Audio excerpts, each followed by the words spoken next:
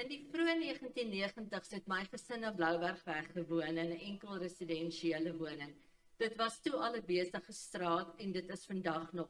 Dit was 'n skoon residensiële woonbuurt, baie veilig en 9:00 in die aand kon jy na Boy de Goede Sirkel stap om by die Central Fish and Chips winkel etes te koop. Dis vandag nog, hy's vandag nog daarmee die naam, sonder dat jou veiligheid in gedrang kom. Geleidelik het inwoners en stad Kaapstad toegelaat dat die woonbuurt agteruit gaan. Huispersele het oornag besigheidspersele geword sonder voldoende parkering en dit is vandag nog so. Kriminele het na die woonbuurt beweeg sonder dat daar ingryping was en dit is nog steeds onveilig om in Boy de Goede Sirkel area te beweeg. By Gay Road, naby Kuibergweg, het plakkers in die omheinde stad Kaapstad siviele konstruksieterrein inbeweeg en plak sonder dienste. 'n Kunstenaar, die naam Arts and Craft, word uitgestal en van die items staan op die sypaadjie sonder dat hy beboet word. Op die hoek van Bloubergweg en Jansenstraat word 'n tweedehandse winkel toegelaat om veilinge op die sypaadjie te hou, sonder dat daar plek is vir persone wat daar wil stap. En hy het 'n onooglike stylbedekking om sy winkelsentrum te vergroot. Dit word toegelaat.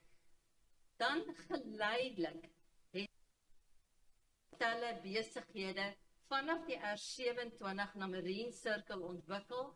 Dit was netjies en op 'n geordende manier.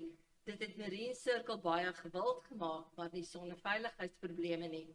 Met die MyCity roete en netjiese busstasie wat daar is dit 'n gewilde roete na areas in Kaapstad wat met die bus bereik kan word. Veerplus deel die bekommernis met die inwoners dat die woonbuurt toegelaat was om te ontwikkel sonder deeglike beplanning. Ons deel die water- en sanitasiebekommernisse wat daar is. Ons deel die veiligheidsbekommernisse. Ons deel die inbreuk op privaatheid van enkel residensiële wonings langs hooggeboue wat kan en gaan verrys. Ons deel die bekommernis met die drukverkeer wat weens die hoofroete status nie gaan verander nie, maar dit kan verbeter. Om Bloubergweg te orden is daar nie 'n ander keuse as om die groeibestuurstrategie vir plaaslike ontwikkeling te ondersteun nie. Gegee die beskikbaarheid van water en sanitasie na die wooneenhede en besighede wat gaan verrys.